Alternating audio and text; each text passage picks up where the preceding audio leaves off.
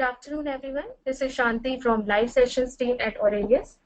Along with me, my team member Ankur and Sonali are also present here. Thanking you, everyone, for taking out your valuable time. We welcome you for being part of today's webinar on Hadoop Big Data. The speaker for today's webinar is Rajiv.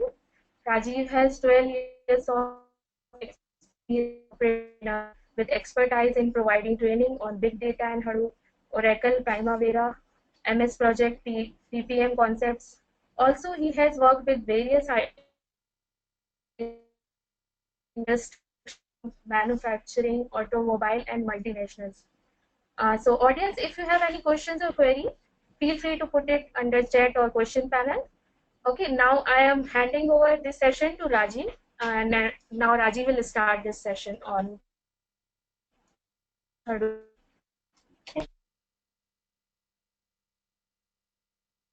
All right, thank you, Shanti.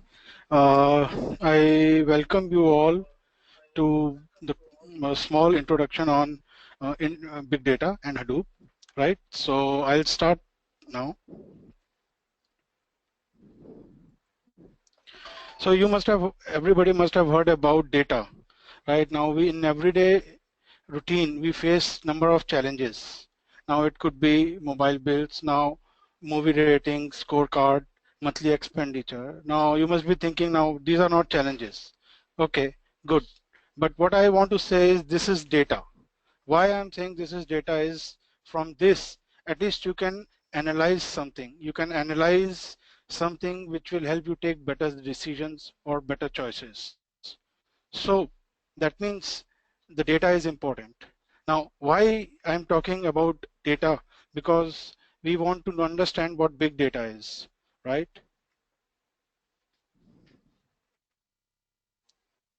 Now we talk about data again. There's a lot of data everywhere these days. Now it is over 2.5 exabytes or 2.5 billion gigabytes of data that is generated every day from different data sources. Now I'll give you a few examples like stock exchanges. These are large exchanges which generates more than 4 to 5 terabytes of data every day. Mobile phones is another data source which helps. I mean, mobile phones, if you look at, there are 5 billion mobile phones in the world, which includes 1.7 billion smartphones. Then YouTube users.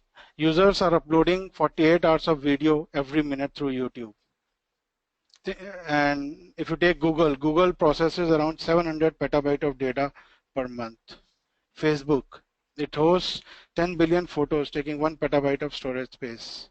Social networks like Twitter, Facebook, they capture more than 10 terabytes of data daily. And if you think about sensors, it has got no limit. Why? Because nowadays even any construction company, take any manufacturing company, everybody is using sensors. Now sensors is being used to get the data, to capture the different kind of data. I mean, it could be a video data, it could be pictorial data, right? And it could be text data, anything. So now if we talk about just sensors, there are around 30 million network sensors in the world, and it is growing to grow more, much more, right? So now what is big data? Big data actually refers to data sets whose size is beyond the ability of typical database software tools to capture, store, manage, and analyze. That means the database software tools that we are currently using, it could be anything like provided by Oracle, it could be any database provided by Microsoft, MySQL, take any database. Are these databases capable enough to handle the big data? Now, we are talking about big data, but what actually big data is? Let's see that. Let us analyze the different types of data that are available. Now, I am going to categorize these data into 3 categories: structured data, semi-structured data, and unstructured data. Now, structured is generally wherein you store the data into the databases, right? Again, as I mentioned before, the databases, database, MySQL, or Microsoft SQL Server. Now, these are all structured database. Why I'm saying structured? Because you actually define the kind of data that can be stored in these databases, right? Then comes semi-structured data. Now, semi-structured data is generally the data that is loosely coupled, right? And this semi-structured data is stored in files called XML files. Then there is a third category of data. We call that as an unstructured data. Now, why we call that as unstructured data? Because we actually don't know the kind of data that we are getting, the kind of structure the data is having. We actually don't know the kind of files that is being stored into. So, I mean, if I take an example, it could be text files, right? So text file, if I write a small text, this will be a text file, but there may be a format or there may not be a format. So I will call that as unstructured data. Right, so unstructured data, not only text file, it could be video data, it could be pictorial data, anything, any data that for which the structure is not defined, for which we don't know the format of the data which it is coming in, that is called an unstructured data. Now let's take a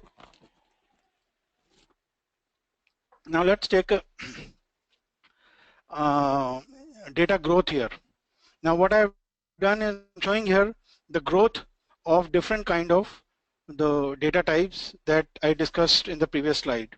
One is structured, semi-structured, and unstructured. Now as you look at these slides, you'll see that the growth in the structured data is much less than the growth in the unstructured data. That means the unstructured data is growing like anything as compared to the structured data. Now if you just take an example of structured data, it contains data containing a defined data type, format, structure. Semi-structured, as I already mentioned, textual data files with a discernible pattern, enabling or parsing. Right? Unstructured data is text document, PDF, images, and video. Now, if we further look into these kind of data, we'll know that if I say the facts, 90% of the data in the world is created in last 2 to 3 years, or at max I would say 4 to 5 years. Now, what should be analyzed? That is important, and the potentially valuable data. Right, the potentially valuable data could be there in the structured category, it could be there in the semi-structured category, it could be there in the unstructured category. Then integrating information distributed across multiple systems. We'll know why I'm talking about here that we want to integrate the information which is distributed across multiple systems. I'll explain you that later. But for now, let us also look into the structured and semi-structured. Now, handling large quantities of structured data formats, that's important. Then unstructured, if I look into, 80% of the data is unstructured from all this category. That means 20% of the data fall into the category of structured and semi-structured data. Right? Integration of large volumes of unstructured data. Now these are facts actually. We would like to do that, right?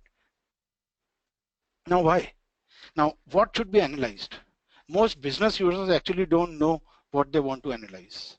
So that means we need to, either they want to know the system or we need to educate them what they want to analyze. Then the next question is the potentially valuable data. Now this potentially valuable data, it is lying dormant or it is being discarded.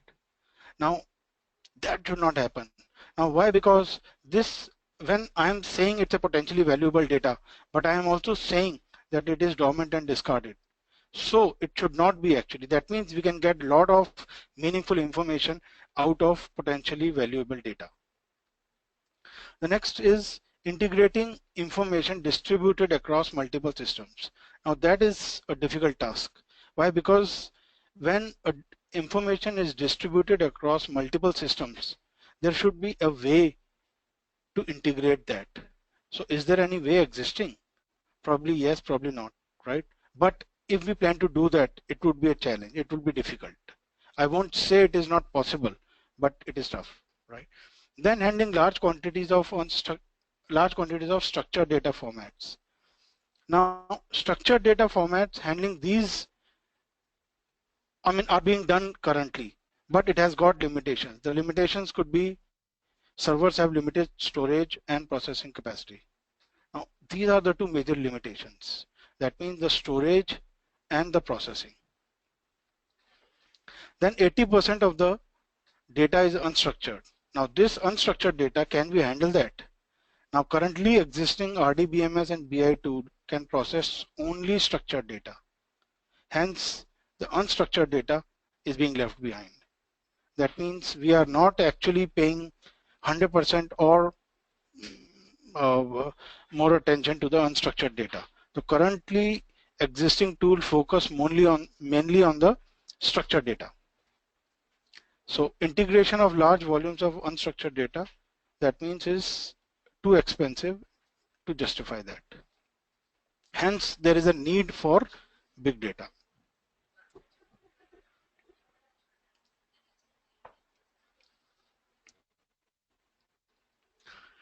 Now I'll characterize big data into three ways. I'll say if I want to identify a big data, how will I do that? I can identify by three ways: variety, velocity, and volume. Now variety is actually I am saying different formats of the data which is coming, and I am able to handle that, right? Now in structured, I have already mentioned that there are different formats which are able to capture in structured format. But again, in unstructured format, we are still getting a lot of different kind of formats of data. So that comes the variety. Then velocity. Velocity is large quantities or huge volumes of data can be moved from one location to another. That is velocity. And the third is, it denotes basically the scaling of data ranging from terabytes to zettabytes of data. Volume, right? We are talking about the size here of the data. We are not talking about maybe a few bytes or kilobytes or megabytes of data. We are talking much more than that of data, which probably cannot be handled by the current systems. So what is actually big data? So big data refers to huge data sets that are order of magnitude larger, that means volume, more diverse, including structured, semi-structured, and unstructured data, that is variety, and arriving faster, that means velocity, than you or your organization has to deal with before. So volume, variety, and velocity. Again, this refers, the data that has got these characteristics is a big data. Now the real value of this big data is in the insights it produces when analyzed. Now what we need to do is we need to analyze this big data. How will we get the meaningful information of this big data? Once we are able to analyze this data from and get some meaningful information out of it, then the real value comes. So finding patterns, it could be deriving meaning, it could be making different decisions, or and ultimately responding to the world with intelligence. So if I am able to perform these kind of actions, that means I am actually getting some real value out of big data.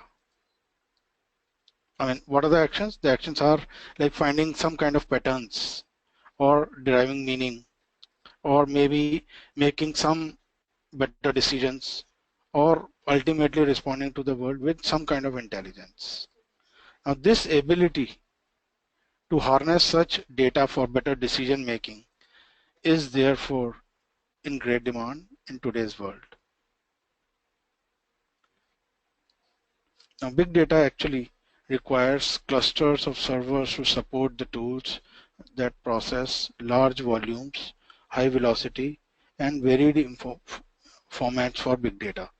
So that means we need some clusters or servers to support the tools that can process these volumes. Now think about when I'm saying volume means some petabytes, zettabytes of data. So can that huge volume or with huge velocity, can these be processed by a single server or single machine? Probably not. So that means the current systems, I mean, uh, even the best system would not be able to do that, right?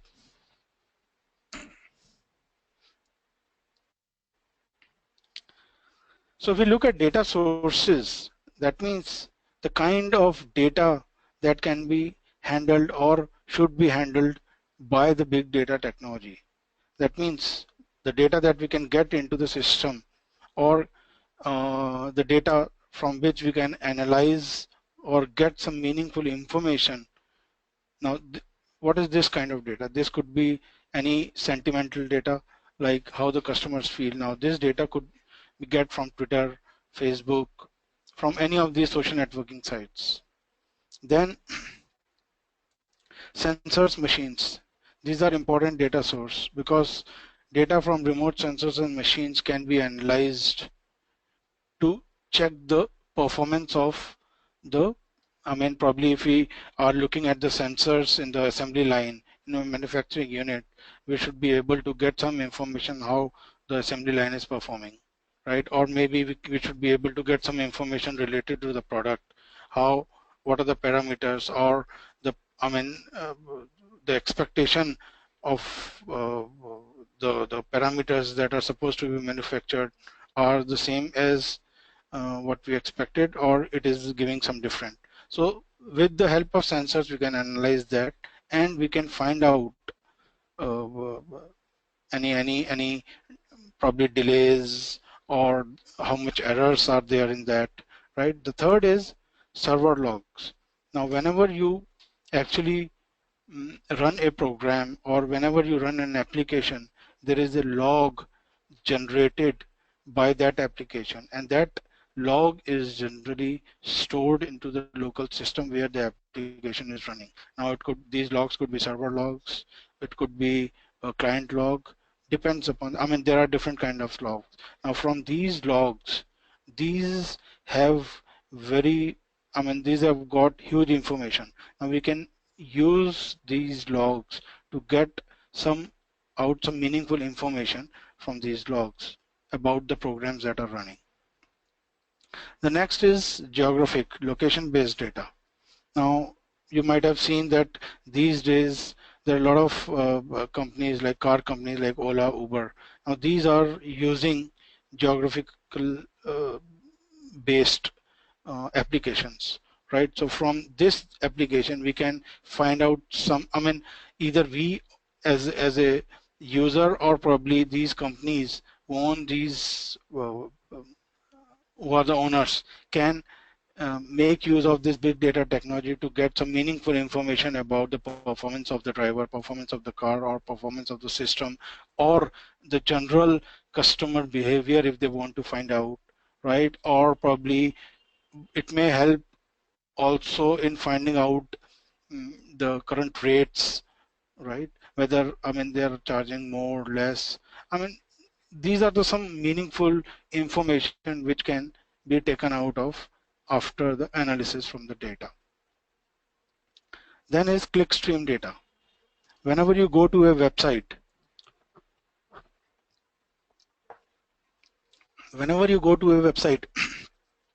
you click on the website. So depending upon how many clicks you made, which web page you visited, so what the software companies do is they find out the behavior of the customer, right? And what actually the customer is looking for. Now from these click stream website visitors data, they can find out the customer behavior, or the products which are more in demand. Last but not the least, text.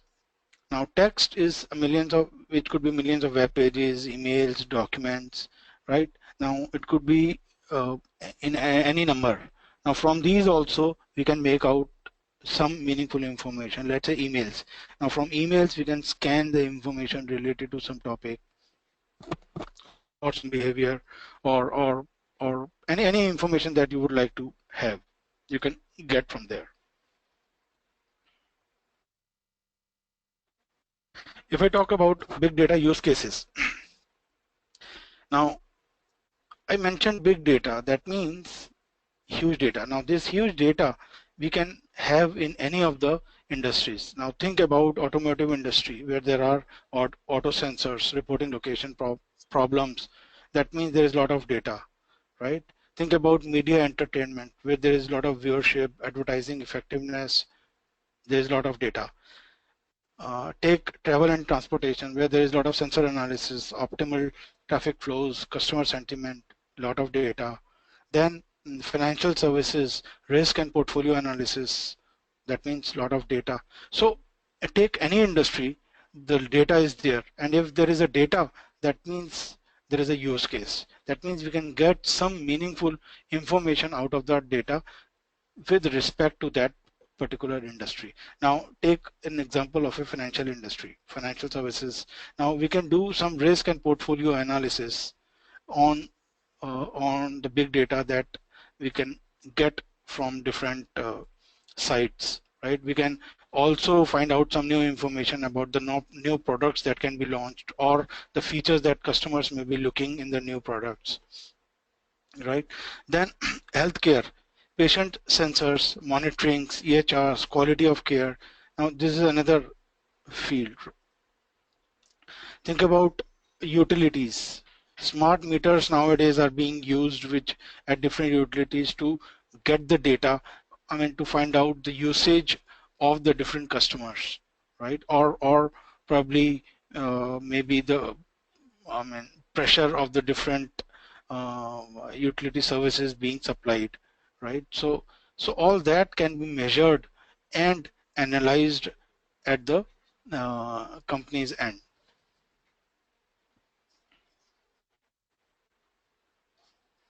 So what we are looking at actually in big data, the capabilities that we are looking at in big data is it needs to understand and navigate big data sources.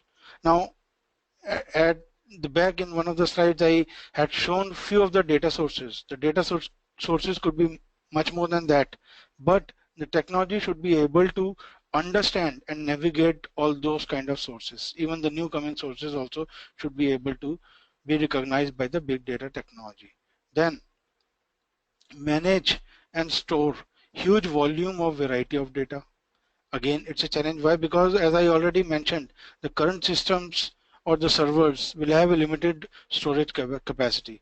So that means the big data technology should be able to help in managing and storing a huge volume of variety of data.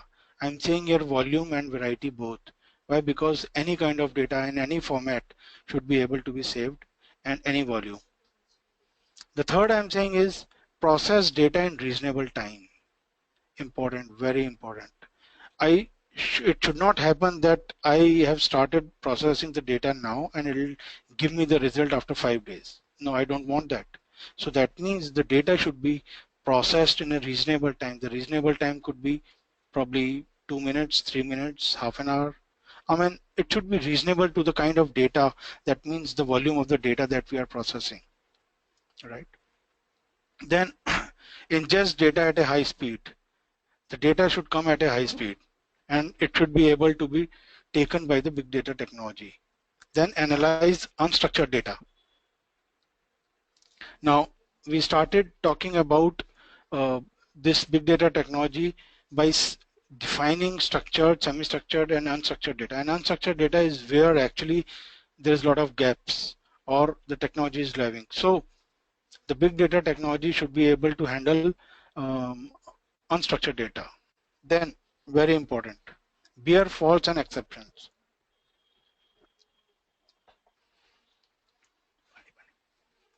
Bare faults and exceptions. That means that, I mean, if the data is huge, right, what will happen? Will one server be able to handle that? Will there be any issue? Let's think about a scenario. I'm processing a huge volume of data, but then again immediately the machine that is processing the data goes down. What will happen? Let's say, I mean, let's assume half an hour has gone past while processing the data and then immediately the server goes down or the machine goes down. What will happen?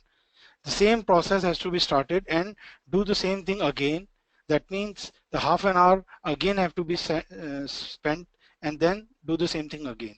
So that means this big data technology should provide some kind of a fault tolerant system so that it should be able to handle faults. That means if there is any machine or node that goes down, the system should be able to make the system up, and it should be able to process the same kind of data from a different machine or the node, right? So it should be able to bear faults and exceptions.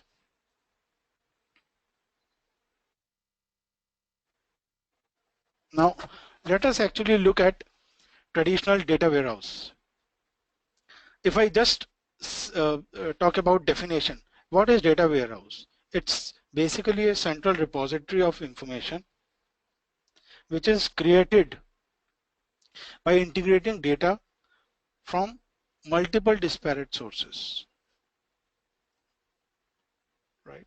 So that means big data warehouse is nothing but a storage wherein we are actually storing lot of data, and this lot of data can come from different sources. Now this central data warehouse or the central storage stores current data. It can store historical data. I mean all kind of data it can store, right? Now why it is used? It is actually used for creating reports for management. Now these reports could be annual reports, it could be quarterly comparisons. Now these reports are generated by getting the data which is stored in the data warehouse. Now when we store a data into data warehouse, this data warehouse is connected to different departments. That means we can store sales data into it. We can store customer relationship management data. We can store marketing data, all kind of data. And then we can you can combine the different kinds of data and come out with a single report so that it can be helpful to the management. Right. So data warehousing is a tool which is, I mean, I am using the word traditional data warehousing right now here. Why? Because uh, I'm going to propose a new data warehouse in the next slide, right? But I mean, traditional means the data warehousing system which are currently being used in different organizations. And this data warehouse is generally RDBMS. That means the data that is being stored currently is being stored, most of the data, most of the times is stored in relational databases.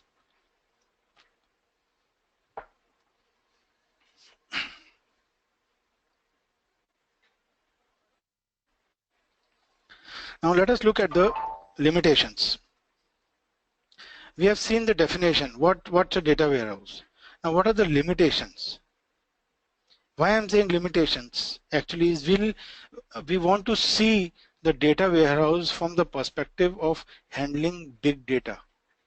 Are we actually able to handle big data, or the current implementations of data warehouse are able to handle the big data?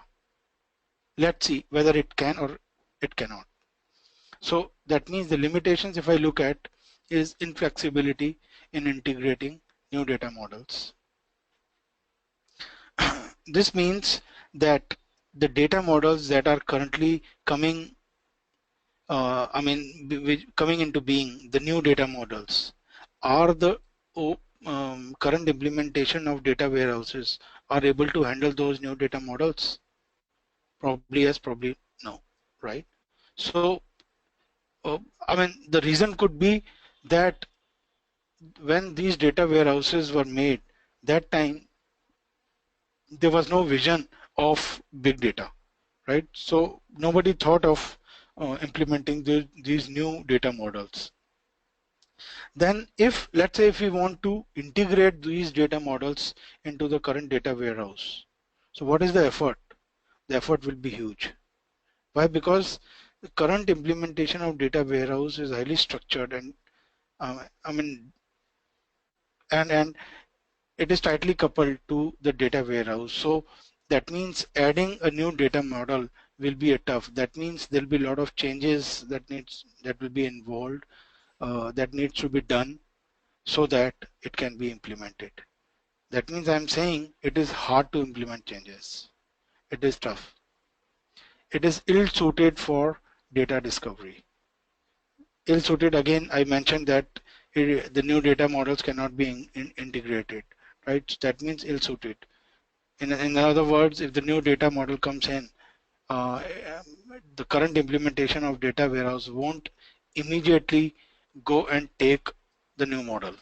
There'll be a lot of changes that will be involved, and these changes could be hard to implement. Then again, important factor is downtime for complete hardware upgrade is massive. So I mean, I would say that is a big limitation. Limitation why? Because let's say if data warehouse or the RDBMS is installed on a server, that think about that as a high-end server. Now if I want to upgrade that server, probably the hardware or the software, then we need to make that server down for a few hours, at least 3 to 4 hours, let's say, to upgrade that. And once that is upgraded, then only we'll be able to use it further with the new upgrades. So downtime is one of the killing factors. Then the limited capability of handling unstructured data. Again, since it cannot discover the new data models, so there is definitely a limited capability of handling the unstructured data, right? So now I'll call that as the data warehouse as big data warehouse. Why I'm saying this as big data warehouse is I have modified the definition of data warehouse to big data warehouse so that now it should be able to handle the big data. It should be able to handle the unstructured data, right? And there are a lot of structural changes. I mean, structural changes, I mean, there's a lot of infrastructure changes that I'm proposing here. Now, there is a move from monolithic architecture to a distributed architecture. Now, the current implementations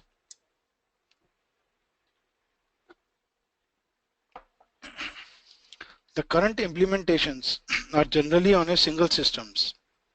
That means the single data warehouse or the database is implemented on a single high-end server.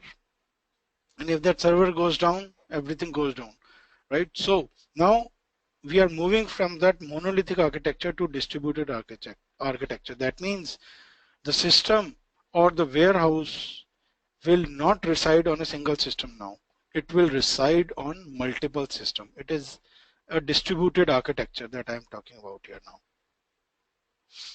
And it will now be equivalent to a file system as opposed to a database. In the current data warehouse systems, we were using RDBMS as a data warehouse. But in big data warehouse, I'm saying we won't use RDBMS. We will use file system. I hope everybody understands file system. File systems, take an example, Windows is a file system. DOS is a file system. If anybody has worked on Unix, it's a file system. That means file system helps you store the data. I mean, to start with, file system is basically a structure of the directories wherein you can store multiple files or any number of files to different directories, and you can later on read it, modify it, anything. So file system is kind of a storage which helps you categorize. It's a hierarchical system. So what I'm proposing here is big data warehouse. It won't be an RDBMS now. It will be a file system. That means it will help you store all kind of data. Then comes unlimited computing power and storage space. Now, when I talk about distributed architecture instead of monolithic architecture, what we are saying is distributed architecture means multiple machines, right? So when in an architecture multiple machines come into picture, that means there are multiple CPUs that will come into picture, right? So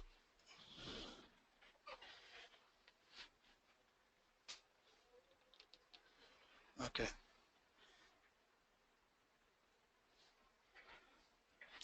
okay. I have a few questions here, so let me have a look and let me see what are these questions.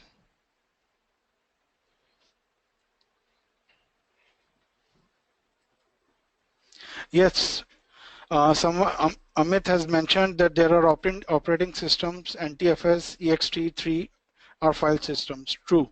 So these are again the file systems. These are operating system as well as the file systems.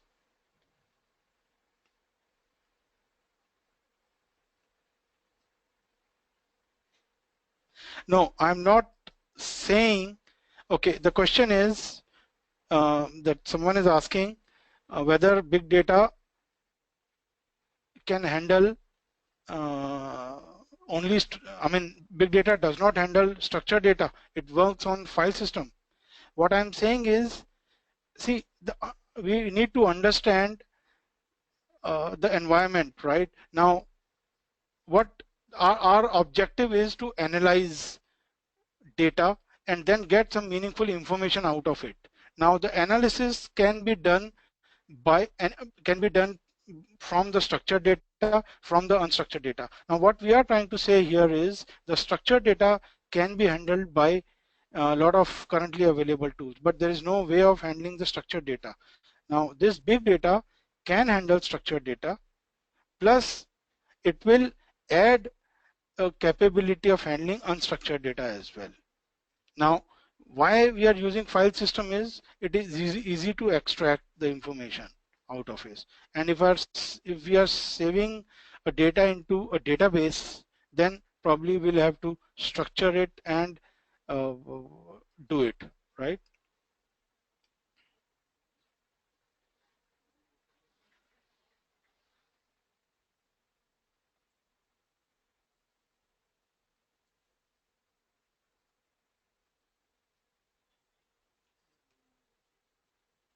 Okay.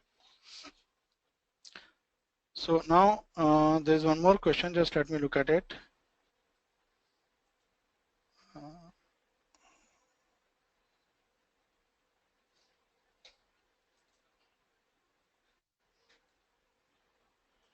Someone has asked, what is the application level limitation between traditional database system and file system?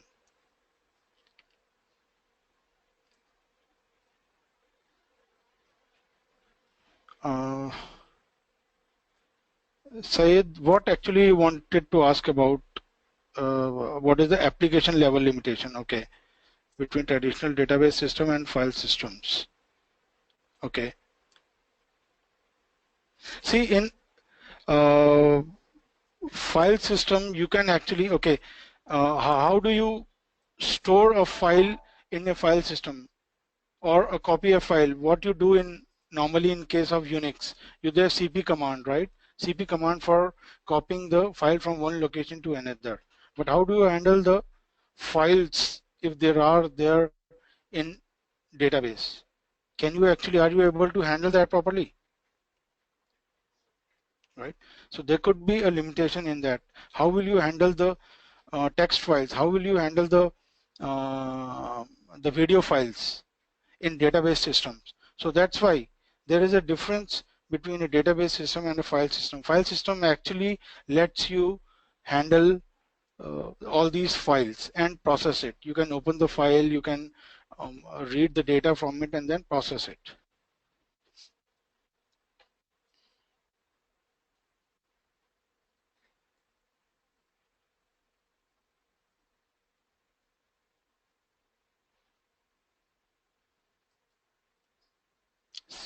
Sayed is saying, I mean the applications using traditional, yeah, okay. So you got it, right, Sayed? Okay, fine. So now let's move further. So big data warehouse, I was talking about here. Now, it gives you unlimited computing power and storage. Now, unlimited computing power and storage, how does it give? Let us understand that now.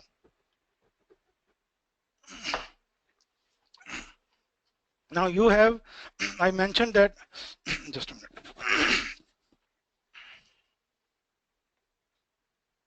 Okay, thank you, Syed.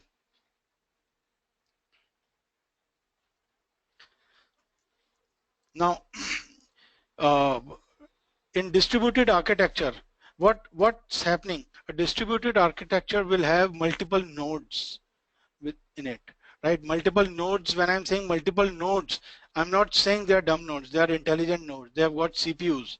So that means the processor will be connected in the distributed architecture. And when the processor is connected in the distributed architecture, that means in distributed architecture I can make use of that processor.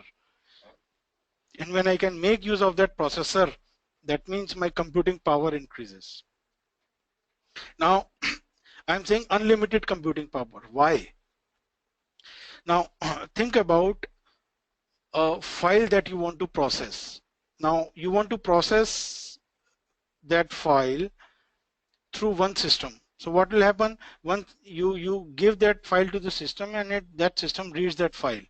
Now if the file is big, what will you try to do is you can divide that file into multiple sub files and then give that sub file into different machines so that multiple machines can process it. So that way what will happen is at the same time there'll be more than one machine working on some part of the file, right? So that means within the same time we are able to process multiple portions of the file, and in totality if I look at, I have processed the file completely. So that means I am increasing my computing power, right? Then comes storage space. Now when I'm talking about distributed architecture, this node will also not only have the CPU, it will also have the hard disk attached to it. Now this hard disk can be make use of, and we can use that storage space, and hence I'm saying that it has got unlimited storage space. My storage space has increased.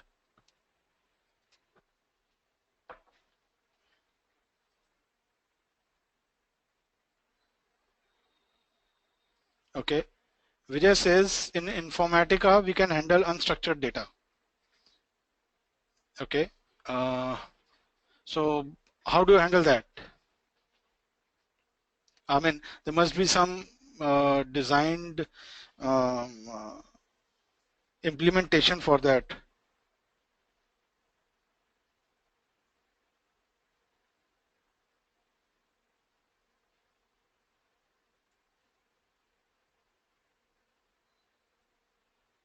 Okay. See, in these days, a lot of softwares that are coming up, and they are actually what they are doing is they are using the distributed architecture, and they are trying to handle the unstructured data. So Informatica could be one of them, which are able to handle unstructured data through the distributed architecture. Okay, then comes automatic data redundancy and load balancing. Yeah, now big data warehouse, when we talk about, it should be able to handle that. Then it stores unlimited data in any format. This makes sense with the saying of that it is an equivalent to a file system, right? Then it processes large amount of data faster. Big data warehouse, multiple. Now when I say I've said distributed architecture, I've said unlimited computing power, that means we are processing everything in parallel, so the speed increases, right? Then house unstructured data for data discovery. So that means with the file system we are also able to house the unstructured data for data discovery.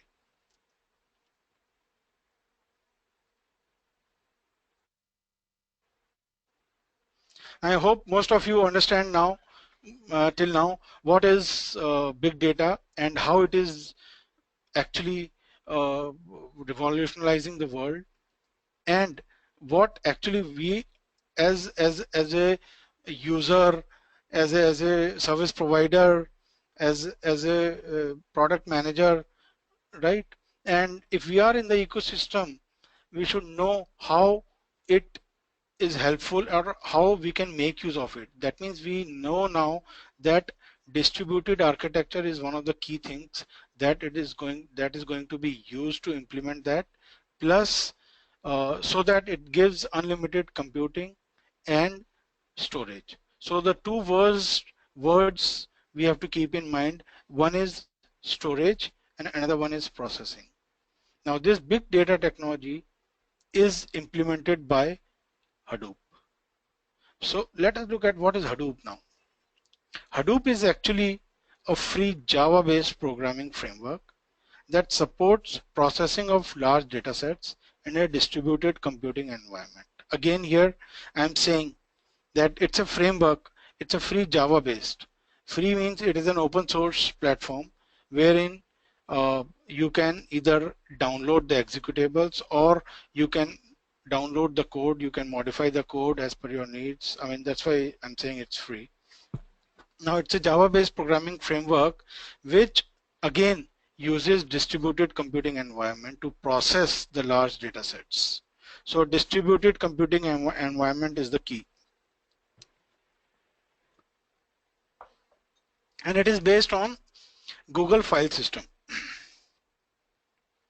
When I'm saying Google file system, we'll in one of the slides ahead, I'll be telling you how it came in picture. So Google file system was the base it was taken from. Then why Hadoop? Why Hadoop is because it runs number of applications on distributed systems with thousands of nodes, which involves petabytes of data. That means again, what we are doing is we are running number of applications on distributed systems, right? And which involves not megabytes or kilobytes of data, but petabytes, zettabyte, exabytes of data, right? And it has got a distributed file system, which is called Hadoop Distributed File System or HDFS, which enables faster data transfer among the nodes. So in the previous slide, I mentioned the file system. Now this file system is called HDFS, Hadoop Distributed File System. Now in next few slides, we'll try to understand what this is.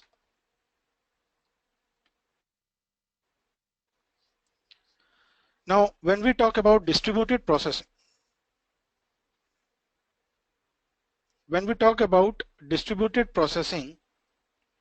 there are two biggest challenges that we generally face in distributed processing. One is how to handle the system uptime.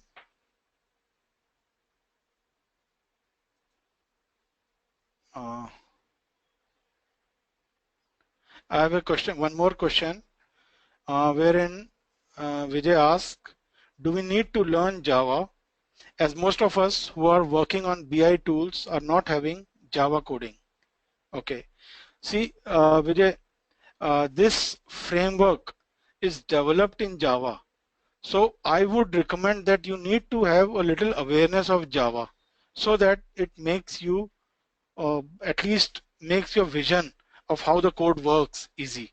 Although, I mean, see, what happens is this code helps you develop the, do the programming, and the programming skills required are not very high. You can, I mean, what Hadoop wants is Hadoop wants you to focus more on the logic side. But still, since this is written in Java framework, I would recommend you need to have some understanding of Java. I think my answer helps.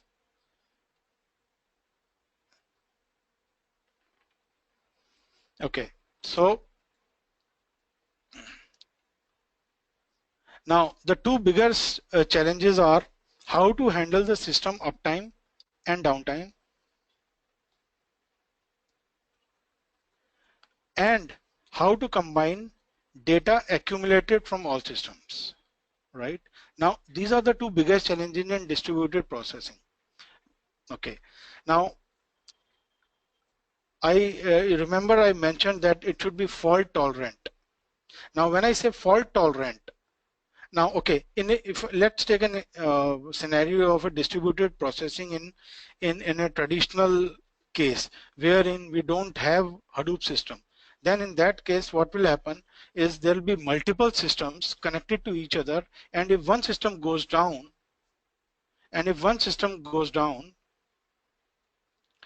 uh, then the processing will stop on that system. That means we have to do something so that the same processing can be done at the other system. Now, here with the implementation of Hadoop, what it recommends is you use commodity hardware for data storage and analysis. And one another important, it maintains a copy of the same data across clusters. That means whatever data that you are storing in one of the nodes, the same data will be stored on some another node at some different location. So that means the data that you are storing has a copy. That means it is replicated. Now what will happen if this system goes down?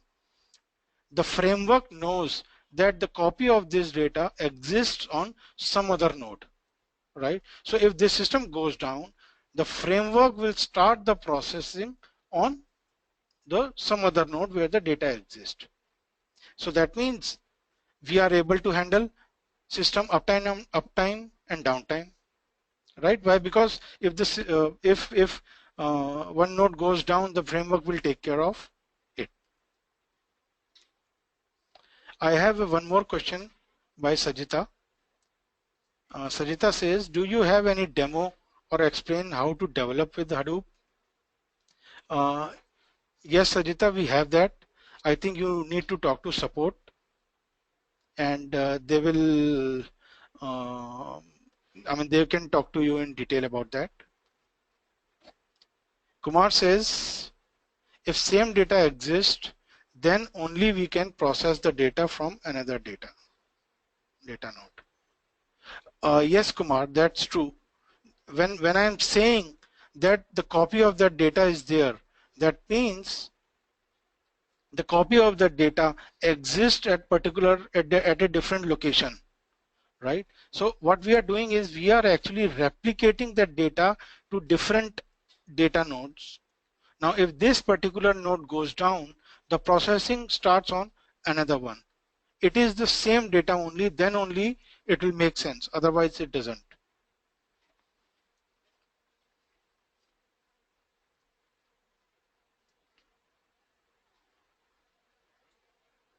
So how to combine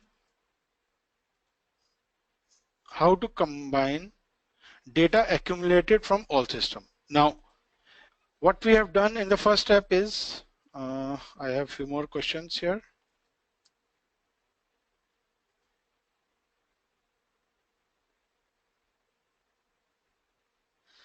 Shubhram Mohanty says, don't you feel data duplication increase the storage limitation?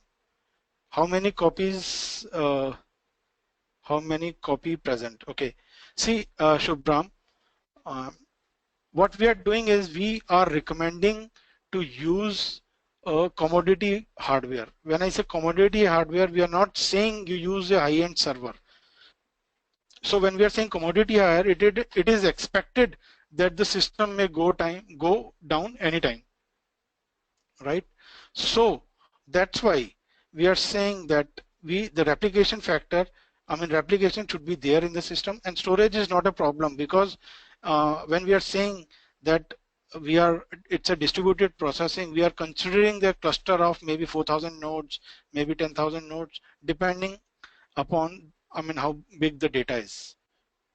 So storage is also not a problem. What if the node goes down? If the node goes, this question is asked by Jonala Ashok Reddy. What if the node goes down? If the node goes down, now the system or the framework knows that the node has gone down, and the processing that is being done by that particular node will be started on some other node where the data exists. So it is the system which keeps track of everything. Next question is by Vishwananda. In that case, if the same data is stored in different nodes, so it takes more space in real time and need for more memory. Okay, that is true, but space is not a problem. Why? Because we are using a commodity hardware. What we are focused on is handling the big data and should be able to process that faster. See, storage is not a limitation here. Now we are using you have to think we are using commodity hardware. That means when we are saying commodity hardware, storage and processing is not a challenge.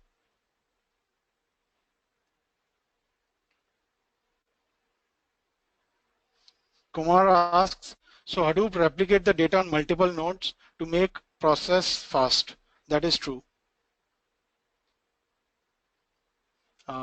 Rejoy asks, when the data present in a particular data node will be deleted, when the data present in a particular data node will be deleted, and who does that? Okay, Rejoy, see, as a user, when you are working on a system, you can delete the data from the data node. Again, that depends if you have the permission or not. If you have the permission of deleting the data, you can delete that data. Sajita asks, will you explain the Hadoop development steps in this session, or is it not scope of the current session? Okay, Sajita, actually my idea for in this session is to give you as much exposure as I can within your session, right? So if time permits, I try to give you as much as information as I want. Alok says, hi Rajiv, as you told that data present on distributed system, so my assumption is like we store different data on different systems, but you also told the same data also present on different system, that is node. So how it is handled by the system? Okay, Alok, actually my next few slides will be talking about how it handles the data on different systems. So I would say bear with me, wait for some more few slides and you'll be able to understand that. Kiran Kumar asks, replication of data will be maintained by us or server itself by default. Kiran, replication of the data is maintained by the framework. What we can see, the system is completely configured. Now what we can do is we can configure the system. I mean, we can configure the replication factor. That means we can say whether the data that has to be replicated 2 times, 3 times, 5 times. I mean, we need to define the replication factor, but then again, system takes care of by itself. Alok asks, means same data and different data. Okay, Alok, when we are saying replication, replication means same data will be replicated to multiple nodes depending upon what the replication factor is.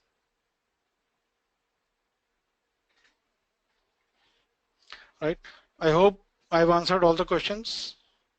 So in case any more queries, let me know. So let's proceed how to combine data accumulated from all the systems.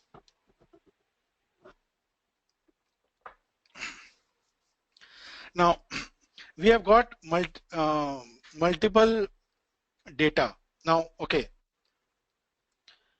we have got different data and same data available on multiple machines. When I'm saying same data, that means there'll be data which is replicated, there'll be data which is divided into multiple subforms. So the replicated data as well as the different data both will be available on a single node. Now the challenge comes is when we are able to process different data from at different nodes, how to combine that data. So that capability is provided by Hadoop. So that means analyzing data across different machines, that is called processing, and merging of that data is also the part of processing. So these two challenges which are there with distributed processing is taken care of by the implementation called Hadoop.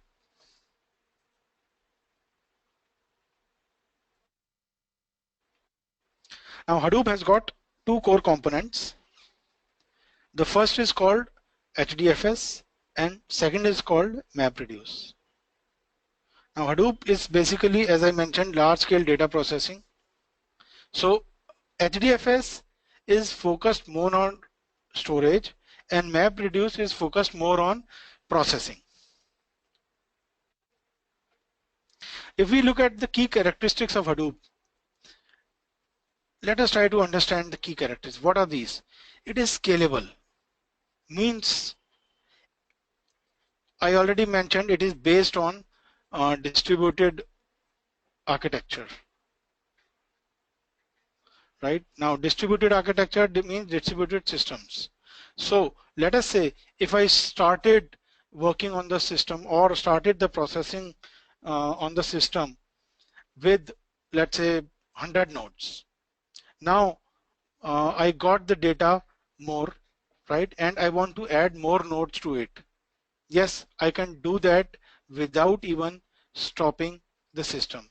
That means during the runtime also I can expand the system. That means it is scalable. I will call this scalability as horizontal scalability. That means I am adding nodes, adding machines physically, and which will help me increase the computing power, right? There is another scalability called vertical scalability. Now this vertical scalability means adding CPUs to the single node. Adding CPUs memory on a single node. So that is vertical scalability. The second is flexible. The data that uh, is to be handled by the system, by the Hadoop, is flexible. That means it could be schema based data or schema less data. That means again it is providing a feature called it can process the structured data as well it can process the unstructured data. That is why it is called flexible. The third is reliable. We have talked a lot about it. Reliable means fault tolerant. If a node goes down, the framework should be able to process that particular data on some other node where the data exists. So it makes the system reliable, right? Fourth and important is economical. I am saying the cluster that we are making for Hadoop to process large volumes of data uses commodity hardware. It is not using any high-end server. Hence, it is economical. Don't buy a server which is of, let's say, lakhs of rupees, a single server. Buy 30,000, 40,000 or maybe 1 lakh rupee machine and then make a cluster of it, right? So it is economical. And it is, when I say economical, it is expected that the machine will go down at some point.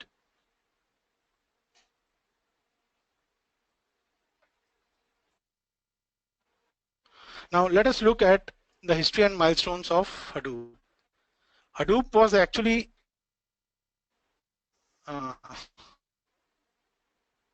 okay, I have a question here by Subyan Bhattacharya. The question is, can you explain the scalability in little details? Okay, see, Subyan, um, I've mentioned scalability as there are two kinds of scalability. One is vertical and one is horizontal. When I say vertical scalability, see, okay, what scalability is? That means scalability actually means that we are having some either a processing crunch or a memory, some crunch, which is because of which we are not able to probably process the data. So now what we want is we want to process it. Now if we are able to um, add more memory, add more CPU to the current machine, we are actually scaling it vertically. And if we are adding the processing power horizontally by adding more machines, we are making it more horizontal scalable. That means we are adding the scalability horizontally, right? So this is what it means. Basically, we are adding more computing power either by vertical scalable or horizontal scalable.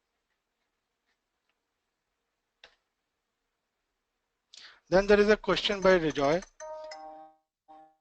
Just say, are these nodes grouped into racks or vice versa? Rejoy, that's true. Actually, since this is a 2-hour session, it's tough for me to talk a lot about racks and everything, but that's true. I mean, see, think about, I have a machine, let's say 20 machines, and I want to I'll keep these 20 machines on a single room. They'll occupy a lot of space. Now, to make space, what happens is there is a concept of rack, wherein one rack can hold around 20 to 30 machines, depending upon how big the rack is. So yes, rack actually saves you space.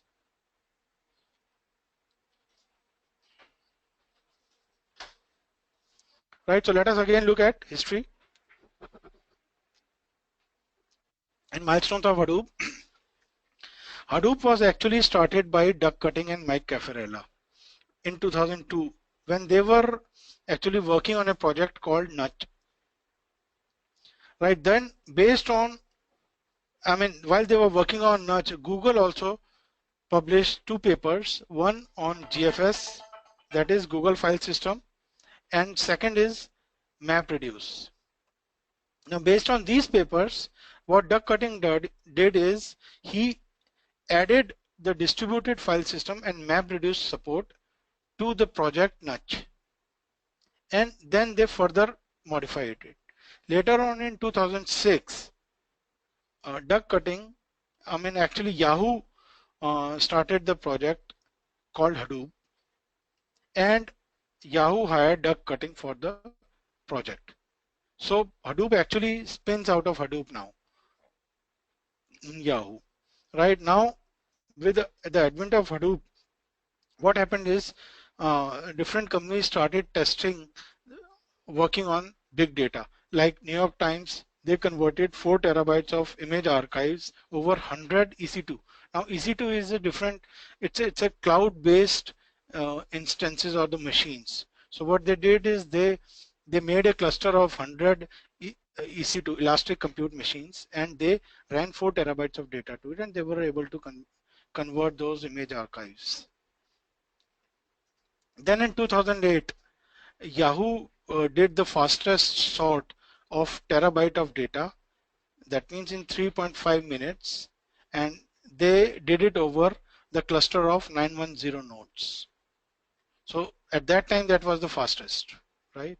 And at the same time, Facebook also started working on a project, a small project called Hive, which provided SQL support for Hadoop. Now, what happens is a lot of people, I mean, there are different kind of people who are working on Hadoop. It could be admin, it could be developers, it could be data scientists, data analysts. Now, there are a lot of people, they are working on it. Now, what Facebook wanted is they wanted to make use of the time for their data analysts and data scientists. So they developed a higher level language called Hive. I mean, I'll talk about that Hive if time permits. And it actually which added actually the SQL support on top of Hadoop, right?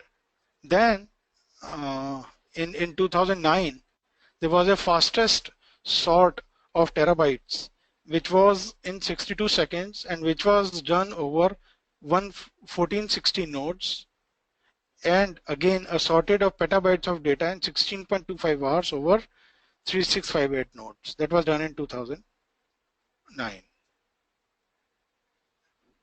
So this is how the development for Hadoop went on.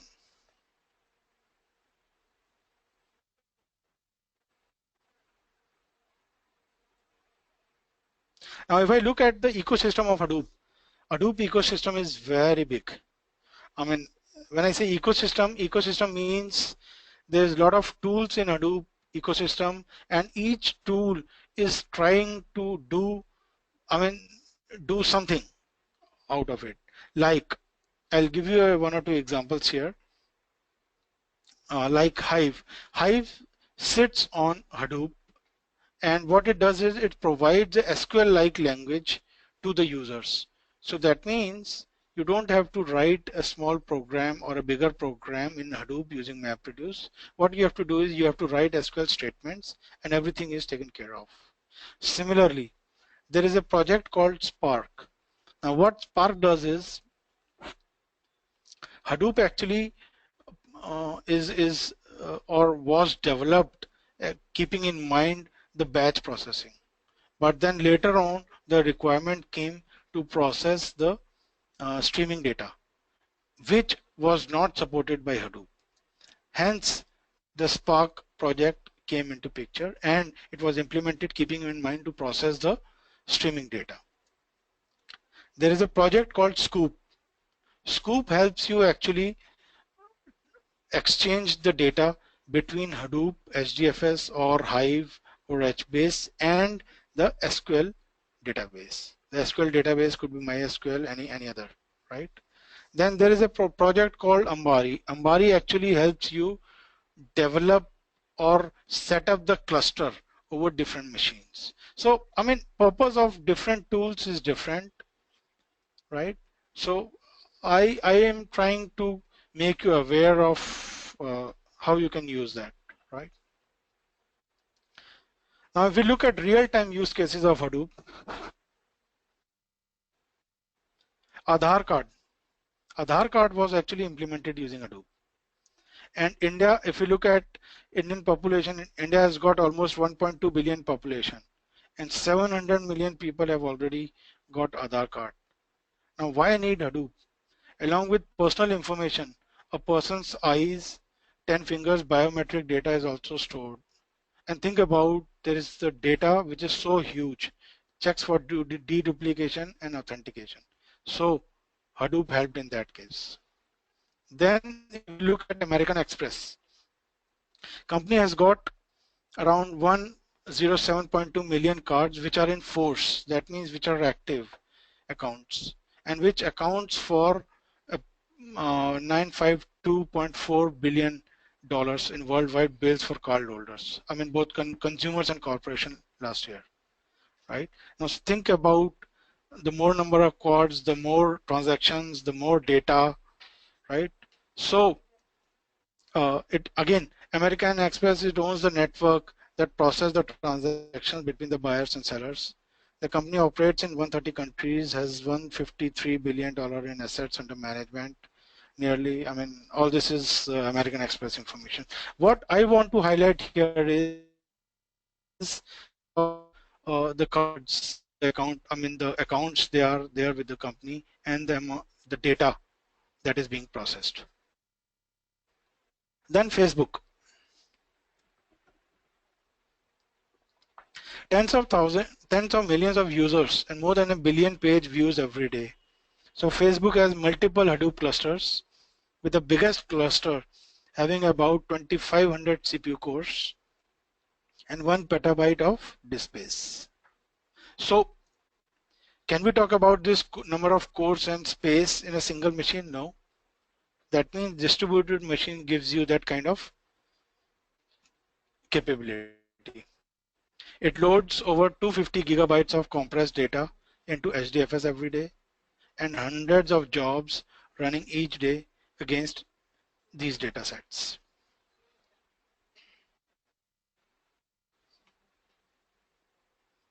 Now Yahoo runs Hadoop on some 42,000 servers, which are stored in 1200 racks in 4 data centers. Now the largest Hadoop cluster is 4000 node cluster, and Yahoo uses Hadoop to block spam, trying to get into the email servers, advises advertisers to get best response to their campaigns, It also uses Hadoop for its own internal analysis of information, which is captured from user interactions. Right, so it stores some 140 petabytes of data in Hadoop. Satyamev Jayate. Now, this is one of the popular Indian televisions you might have heard. There were around 400 million viewers on Indian televisions across the world on YouTube. More than 1.2 billion people had connected with this program across website, Facebook, Twitter, YouTube, and mobile devices. And more than 8 million people have contributed a total of more than 14 million responses to show the show's content via Facebook, web contents, text message votes, telephone hotline. More than 100,000 new people responded each week. The show had received feedbacks from 5,000 locations in 165 countries. So analysis on that showed that a viewer experience with an issue or how the show had changed their thinking on an issue. So there is a success on using Hadoop, right? So now let us move into more detail about how Hadoop works.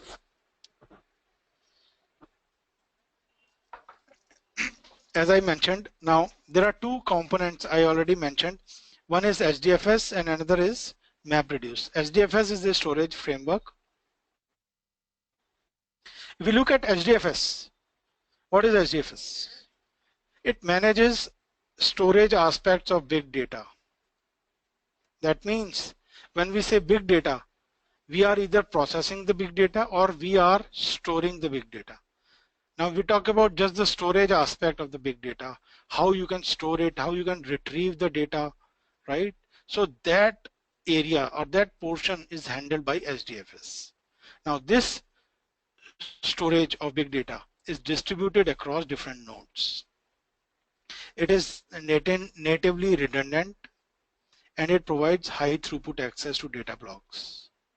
Now I'll talk about, there are a lot of features I'll talk about in one of the next slides.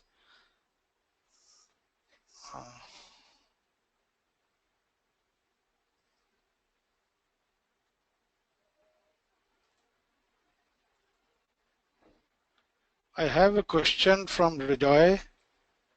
Joy says, in what means the data gets transferred between data and name nodes? Rejoy, is through LAN.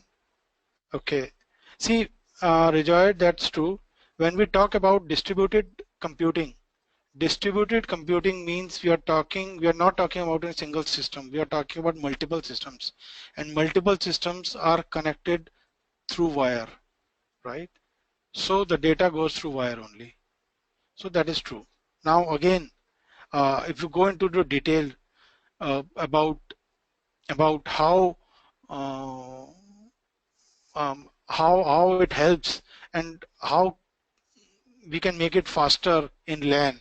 See, when the design of Hadoop or HDFS was going on, that time they decided that since data has to be transferred through the wires, right? So and actually I would say what happens is when you run Hadoop, there are different services running in an Hadoop, and these different services may be running on a single system, or it could be running on a multiple or a different systems. Now when there is a communication between the services, we are saying there is a communication between the processes, but this inter-process communication could be done through remote machines, right? And that is generally done through remote procedure calls, RPCs, right? So it is completely been taken care of while designing Hadoop. I think my answer helps. Right, so next is limited interface for managing file system. Limited interface for managing the file system, which will allow it to scale. Now, Hadoop or HDFS actually, it provides a very limited interface to do any kind of operation. That means you won't actually, I mean, when I say limited, that means first of all, it does not provide you an interactive shell. Like if you go to Unix, Unix will give you a dollar prompt. You can give the command and then run different commands and then process it, right? Now Hadoop actually does not give any interactive shell. What you have to do is you have to run through Unix shell only. Second, you cannot actually modify a file in Hadoop or HDFS, I would say. You cannot modify a file in HDFS. File once written cannot be modified. What you can do is you can delete that file and then copy it again. That means it works on the principle of WORM, W-O-R-M, write once, read many times.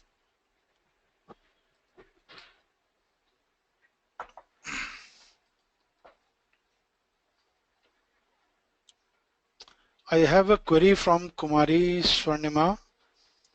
She says, I have two questions. Could the government implement Big Data Hadoop in the ongoing demonetization currency issue, just like it used in implementing Aadhaar? If yes, how? Okay.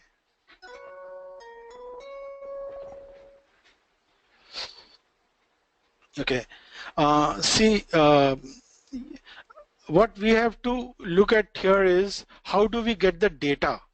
See, now the purpose of using Big Data Hadoop is to analyze the data that we are able to get. Now, in case of current scenario in the ongoing demonetization scenario, first we need to figure out how can we get the data and how can we process it. So the first challenge is getting the data, right? So if we are able to get the data,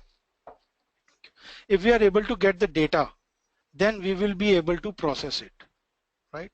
So I mean, I would say that now data could be probably here in this case, we can get the data from banks. Now the government is allowing money exchanges or the money back from petrol pumps, from all the government offices generally, like post offices, banks, right, or all utilities.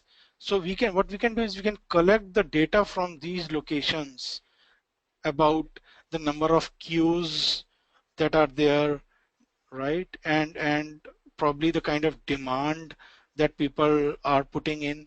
So probably we are able to get this kind of data. Will be able to analyze things. Okay, Sayed asks, I guess demonetization and Aadhaar cards are two different concepts. One is one identifies of 1.2 billion people into database, while other is not directly related to database, rather it's related to paper cash. Okay, Sayed, that's true, but see, the thing is, see, as a service provider, what I would be looking at is data. If we are able to gather the data, even in case of demonetization, I should be able to get some information out of it. So I won't completely deny that, but we need to figure out a way of finding the data. That will be our first challenge or a big hurdle. So if we are able to get that, well, I mean, first step is gone, then we can get the analysis done. Right? I hope it answers. Next is create multiple replicas. Okay. Next is create multiple replicas of each data block and distributes them on computers throughout the cluster to enable reliable and rapid data access. Okay, now what happens is when you store a file in HDFS, this file is divided or split into multiple blocks. Now if you consider the file system like Windows or Unix, what happens is each file that we store is split into 512 bytes block. And similarly here in HDFS, what it does is it splits the file into default block size is 128 MB, right? So each file is split into multiple blocks of 128 MB, right? And each block is replicated number of times defined by the replication factor. Now we need to see here that when we are saying that the file is replicated and it is divided into number of blocks, so each block, now uh, we need to make sure that this is a distributed system. That means the files are stored in multiple locations. So that means the read and write should be fast. And when I say read and write should be fast, the hard disk or the IO seek speed should be, the number of seeks should be less. That means in a normal scenario, if you store a file, what will happen? It will be divided into multiple blocks, and each block will be stored at a different location, right? So to read a file which is stored at a different locations, there'll be multiple seeks. But in case of Hadoop, what happens is there'll be a contiguous block which will be allocated for a single block, and then when the file is read or the block is read, it is read on a single seek. So that way we are reducing the IO seeks here to make the speed faster. See, I'm trying to explain here how you can make the system faster by and how this HDFS is implemented to make sure it is in line with the design. Now these are key features for HDFS. First, I already mentioned distributed. I mentioned scalable. It is secured through SSH. Then it is reliable. Mentioned that. I also mentioned fault tolerance, high throughput, low latency. Important. Why? Because see, even if I process a single small file, it is going to take a longer time. But overall time that it takes to process the data, that is called high throughput. So overall time is less, even if the focus of HDFS is overall. That means on a complete data set, right? Then it processes large number of small files than the small number of large files, because it is designed in such a way to process the larger data sets. Then write once, read many times. I already told. Warm. Sequential streaming access. Sequential streaming access means it can process the data, the streaming data. It can store that streaming data in the storage. Built on commodity hardware and heterogeneous platforms, and it creates multiple replicas of each data block. Then comes second phase, or the second part of it, that is called MapReduce. MapReduce is a processing engine. Now the key features here is it performs distributed data processing. That means processes jobs in distributed environment. Now what does that actually mean? Now when I say processes job in a distributed environment, then what it does is actually it splits a particular job into multiple tasks, and each task is processed by a single node. So that is why I'm saying here split tasks across processors, right? So each task is processed by a single processor. And I'm also saying here near the data and assemble results. Now in a traditional programming, if you might have worked on what happens when you develop a program, what you do is you write a program so that you bring the data or you read the data from a different location, and it processes the data from where the program is running, right? So it does not actually go to a data location and brings the data to the location where the program is running. But in case of MapReduce, what happens? It's a near the data and assemble results. Now, it is a distributed system. So data is stored at different location, and that data which is stored at different location is a huge data, big data. That means if we try to bring that data to a location where the program is stored, that is not possible. That is not feasible actually, right? So what we generally try to do here is we send the executable or the code to where the data is, right? So, and what is the executable? It's a jar file. It's a Java based framework, right? So what we do is we send the jar file to where the data is stored and then process or execute that jar file to process that data. Now this is how the processing takes place, and then it is assembled.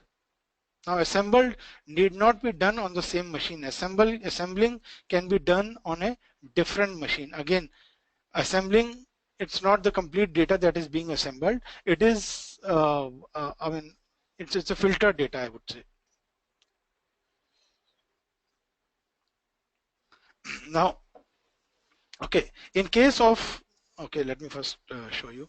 Now in this case, there are two core, I would say, nodes, job tracker and task tracker.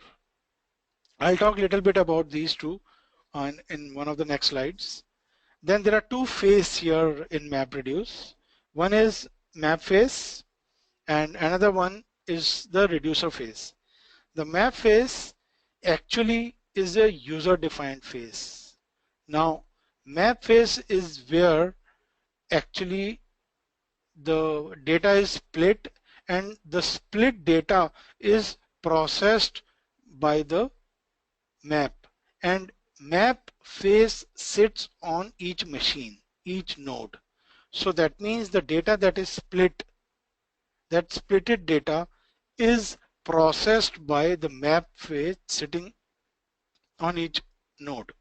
Now think about, there are multiple map phases or multiple nodes that are, and each node is running a map phase.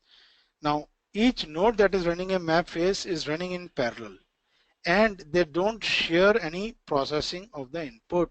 That means one map phase does not know anything about the output of the next map phase or the third map phase. So that means they are parallel and share nothing architecture. They don't share anything. They don't talk to each other. Then comes reducer phase. Remember, initially in one of the slides I mentioned that there'll be a phase that will be, it will be combined, it will be aggregated, right? So reducer is the second phase wherein the aggregation takes place. Now nodes, and each node is performing the map task, right? So the output of these tasks which is being performed at different locations has to be aggregated, right? Now it has to be aggregated or assembled to come up with a final result. Now this is done by reducer. So reducer does is aggregates the output of the map phase. It takes the output from different map phases and aggregates it.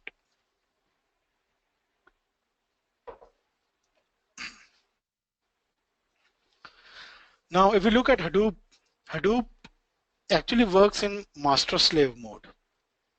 I hope you understand what master slave mode is. Master slave, there is a one called client server architecture and another is master slave.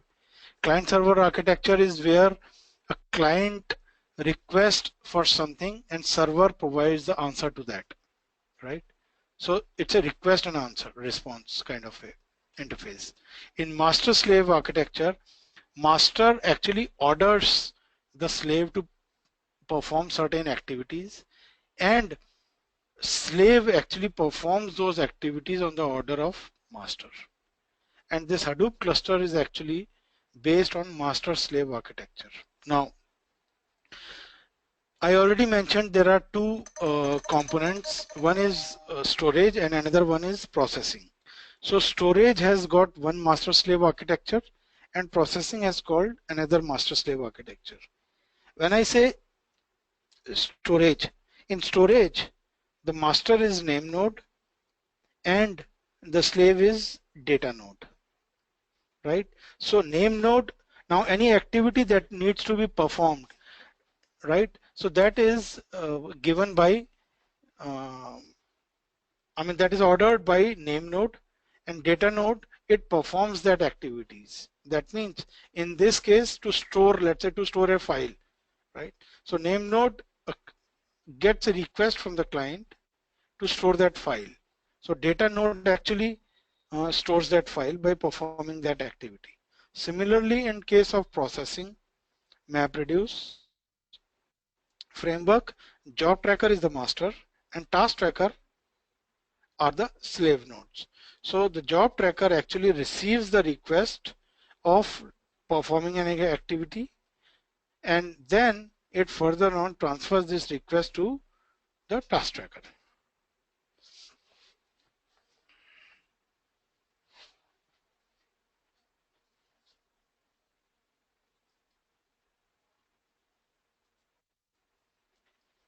Okay, so the I got few questions here.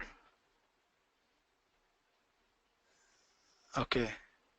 Okay, Sayed is asking what is the name node? Can you please repeat? Okay.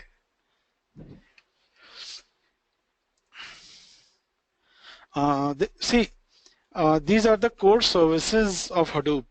Now, when I say name node, there is a when let's say if I want to store a file, how do I store a file? So name node is a process actually. Again, it's a Java program, I would say, which runs in the background.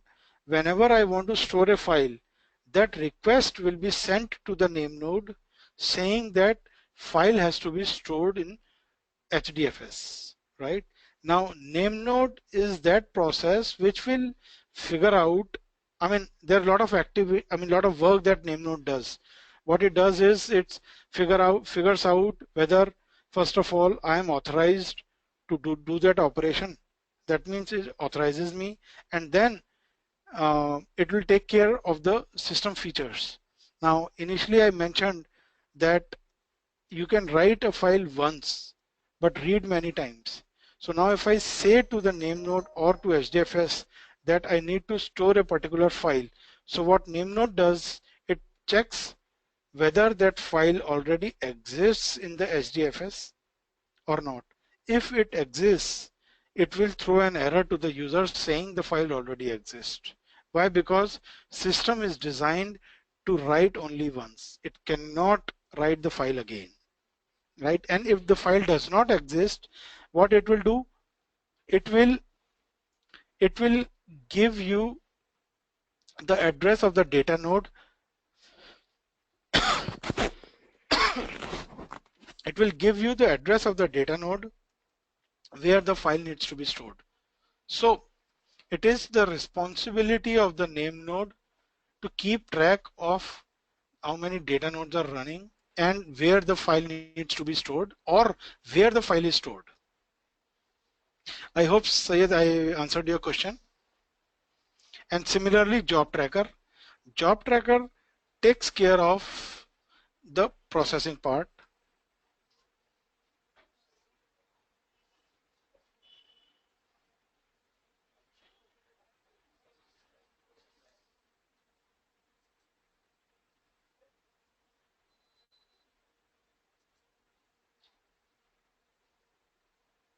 Okay. Job tracker and task tracker takes care of the processing part, right? Then there is one more service called secondary name node. Now this is actually, as the name itself says, secondary name node. So you may think of as a hot backup of name node, but that is not actually the case.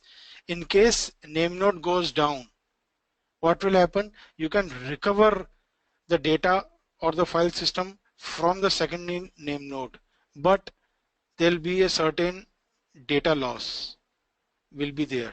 Now that data loss will be up to the maximum of 60 minutes, which will be there.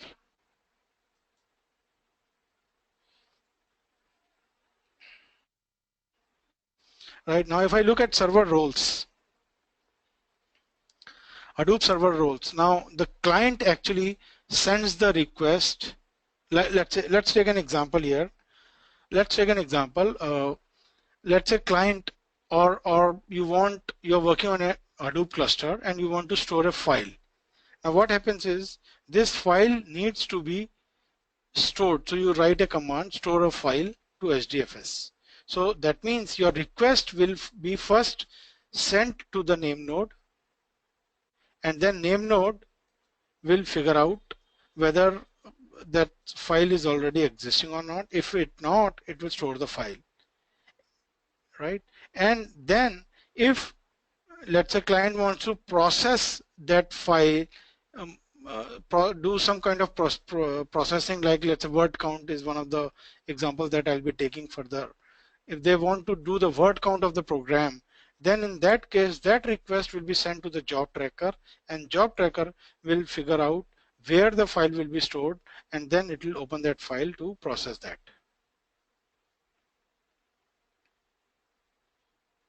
I have a question from Srimati Suresh.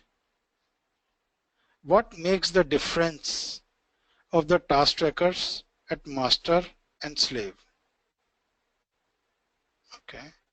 What makes the difference of the task tracker? Srimati, actually I didn't understand your question properly. What you're trying to ask here? Can you be a little more elaborate on that?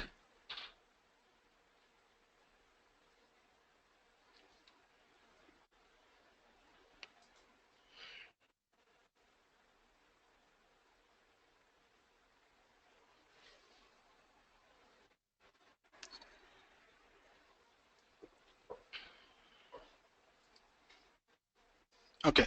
So, I mean, see, I understand that. What makes the difference?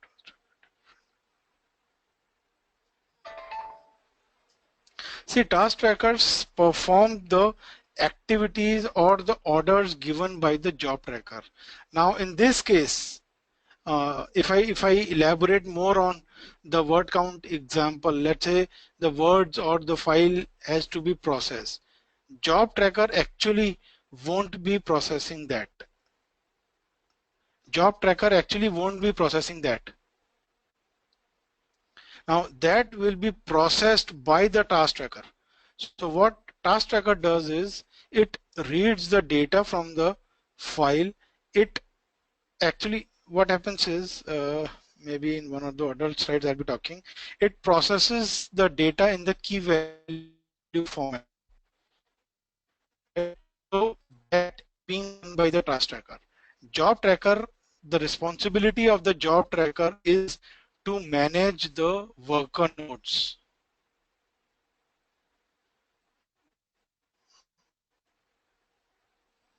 Okay. I have another question from Shubram. How secondary name node works in the case name node fail? Please explain a little more. Okay. See, secondary name node, what happens if the name node fails? Now there is a lag of 60 minutes between the name node and the secondary name node. Now if the name node fails, your system will be down, but there must be a lot of relevant data that you want to recover, right? So at maximum, your, I mean, 60 minutes, last 60 minutes of the data will be lost. Why? Because there is a lag. I mean, what actually secondary name node does is it backs up, it takes the backup of the uh, file system of name node on itself, and that backup is taken after every 60 minutes, right? So in case if at any moment name node goes down, right? So we can use at lose at max 60 minutes of data, but we can still recover the data from the secondary name node. Why? Because what happens is the data or the file system that is stored in the name node, that is available in the name node, is actually stored as an file into the local file system.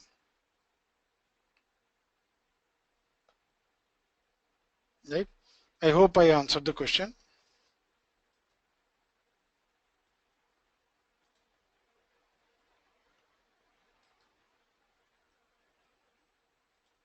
Okay, there is a question from Fahim.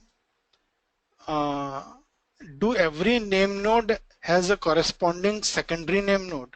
Okay, see now uh, here uh, currently now since I have started talking about it, I am talking about job tracker, task tracker. Now job tracker, task tracker is a part of Hadoop 1.0. In Hadoop 1.0, in one cluster there can be only one name node and one secondary name node. But later on with some modifications, Hadoop 2.0 came. In Hadoop 2.0, for high availability there can be two name nodes, right? But there will be one secondary name node. It cannot be that for each name node there will be a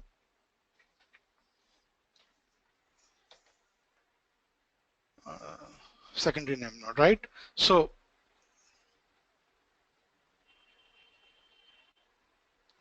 then there is a question from Satish. How could be the data can be lost when secondary name node went down?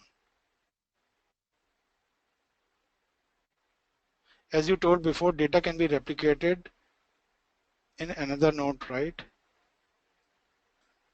Okay. Okay. See, we need to understand the concept of name node, secondary name node, and the data nodes.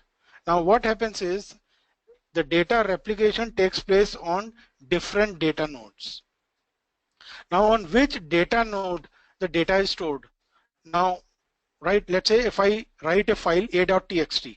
Now, this a.txt file will be splitted into multiple blocks, and each block will be stored on a different data node, right? Now this information of the mapping of this file to the data node is available only with the name node. A data node does not know to which file this block belongs to, right? So if name node goes down, we don't have any way to know the mapping, right? And the backup is done in the secondary name node. So if the name node goes down, we may lose some data. Why? Because the backup in the secondary name node is done after every 60 minutes. Satish, I hope I'm making sense of it, right? And this is what actually your answer is. Then Kumari Swarnima says, like you said, Hadoop can combine the data effectively. How much effort and cost will be required in combining Aadhaar data of the 70 billion users of the database of their existing identification or documentations such as passport, voter ID? Do you think it is feasible to process this data using big data? Actually, Aadhaar card implementation is already done uh, using big data technology. But regarding cost, then in that case, I think we need to sit and then figure out the details of kind of systems they have used, right? And all the memories and all that, so, and the kind of data processing that is being done, then only we will be able to figure out those. But yes, it is already implemented and being used currently.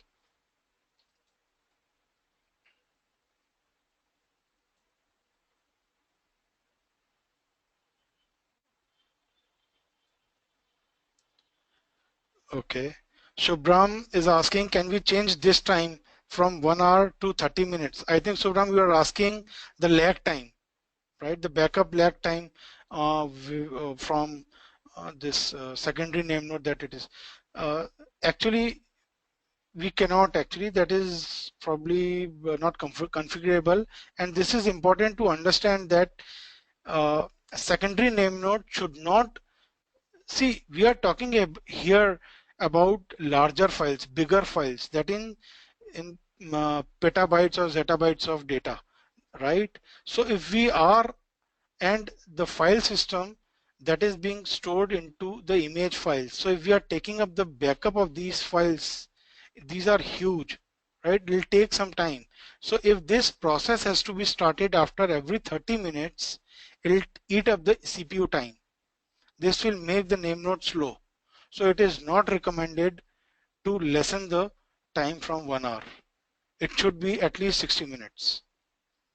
Actually, this drawback of the lag was taken care of in Hadoop 2.0 by making name node high available. So, I mean, Shubham, you don't need to worry. If we talk about Hadoop 2.0, then this problem was resolved.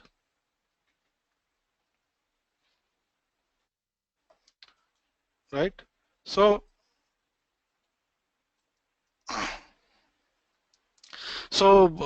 yeah.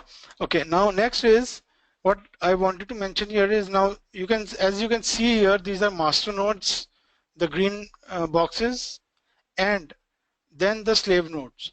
Now the slave nodes could be anything. Let's say I have a cluster of 1000 nodes, right? So from these 1000 nodes, one will be job tracker, one will be name node, one will be secondary name node, and rest 997 will all be these slave nodes. Now each slave node is called a data node. It is not called a task tracker. It is named by the name node, and each name node will be running two processes at least, data node process and the task tracker process. The data node process takes care of the data storage. The task tracker process takes care of the processing. Now, I have shown here replication technology. Now, replication technology is how the replication takes place. Now, by default, the replication factor is 3. Now, if we don't specify anything, each block will be replicated 3 times. That means each block will exist at 3 locations. Now, how are these locations decided? Let's say I have got a rack structure of, we have got multiple racks, and on each rack we have got multiple systems, right? So that means, let's say if I want, when I'm saving a copy of a file, so when the block is made, the first replica of that block will be stored on the same node as the client, right? The second replica will be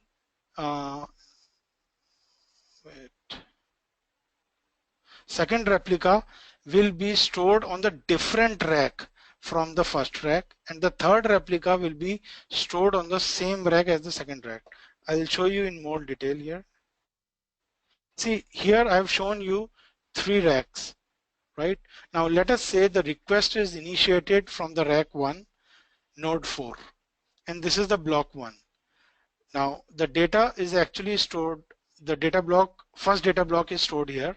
The second data block will be stored in any other rack. Let's say this rack. This is a different rack from the first one, and any node. This is the second replication.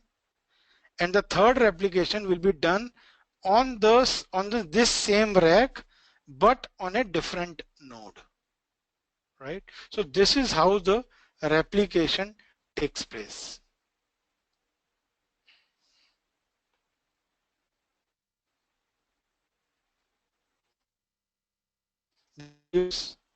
And yarn, it's a processing dimension. Job tracker, what it does, the core responsibility of the job tracker is resource management. That means to manage the resources or the worker nodes, or I would call that worker nodes as trackers. That means to which task tracker the job should be or the task should be given, it manages that. Then it also tracks the resource consumption availability. Let's say if a task tracker is performing any task, how much resource is available and how much is consumed, that is being tracked by job tracker, right? The third is job lifecycle management. That means if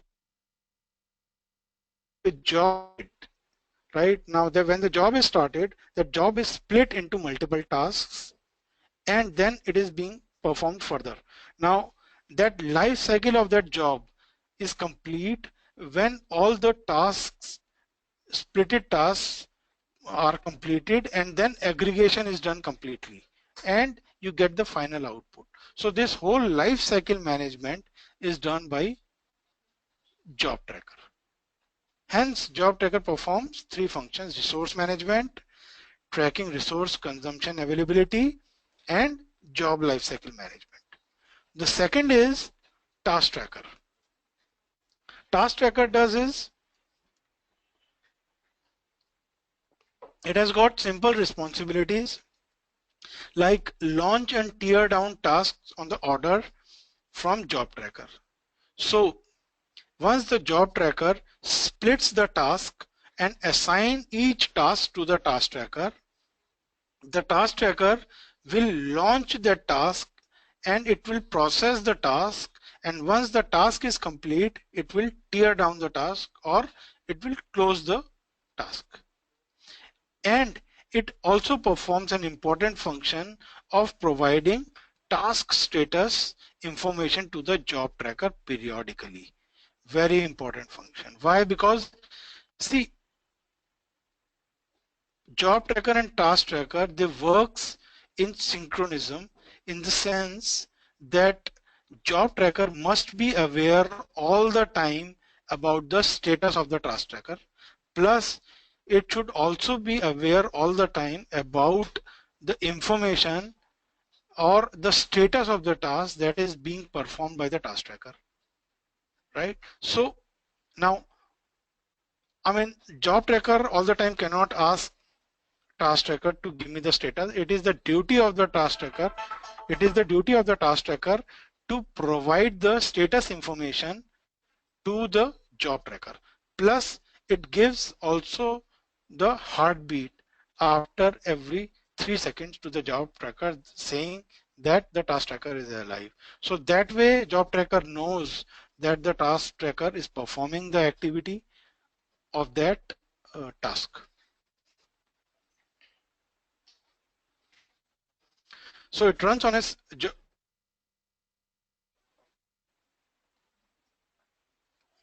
job tracker it runs on a separate node, accepts job request from the client. It divides the job requests. I have a question. How does job tracker communicate with the task tracker? Is there any medium of communication? Okay. See, I mentioned it is the Hadoop framework. Medium of communication, it is through RPC calls generally. The process communicates. See, these are two processes, and two processes are communicate through the MapReduce framework. It is the framework that helps communication between the job tracker and the task tracker. And actually, if you go at the core level, you will see that it is the RPC, remote procedure calls, that are being made from one to another. And again, job tracker is a single point of failure. That means like name node, right? That means if the job tracker fails, everything goes down.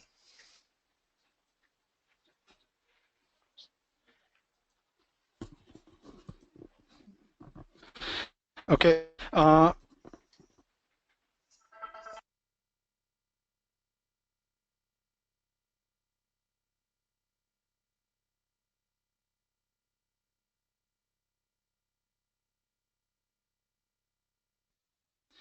All right. I think the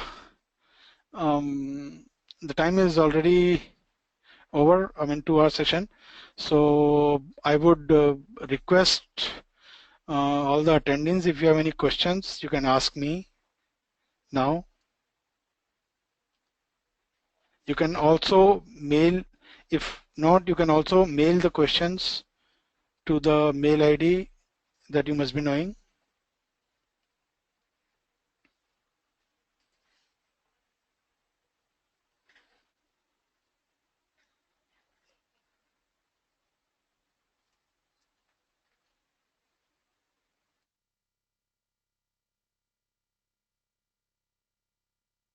So the mail ID is live sessions at aurelis.in, right?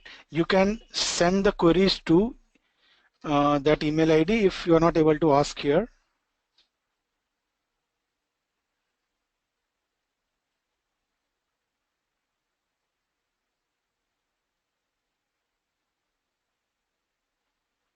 Any questions?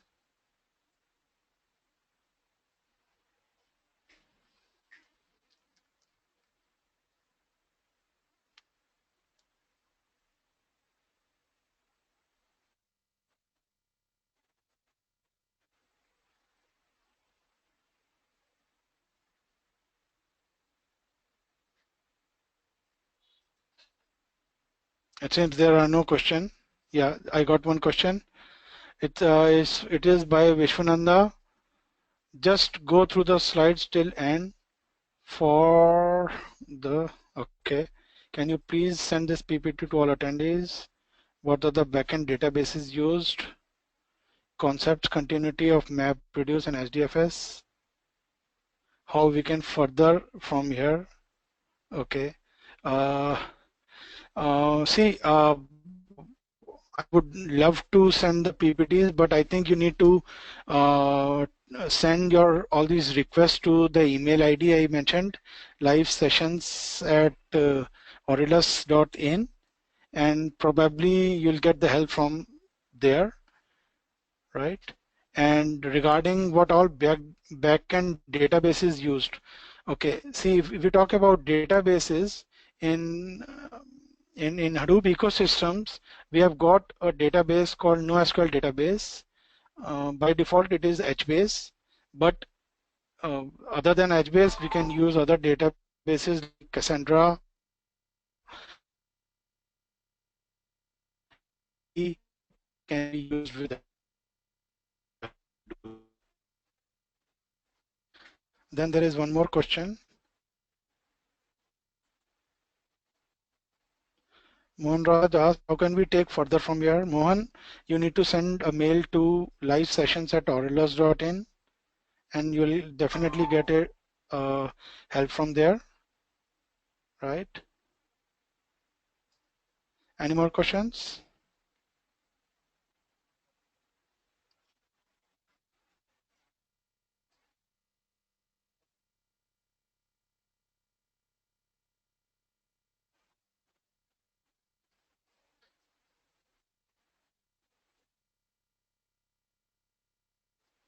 All right. It seems there are no more questions, right? Okay.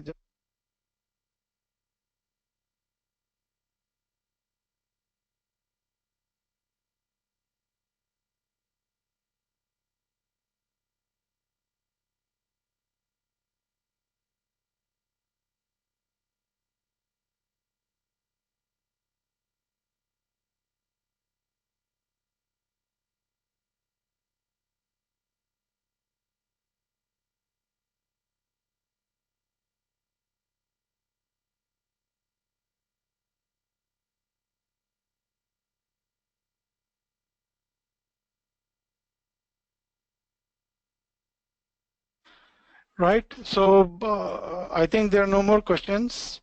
So I thank you very much for attend the sessions. So your feedback is welcome. And any questions, please, you are welcome. Please send the questions, and we'll be definitely able to handle the queries. Right. The email ID is live session orelus.com.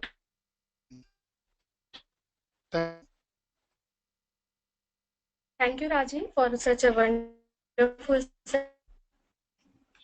Thank you, everyone, for attending today's webinar on Hadoop Big Data. Your participation was important to us. We will be coming up with a number of free webinars on various topics for which we will keep you updated.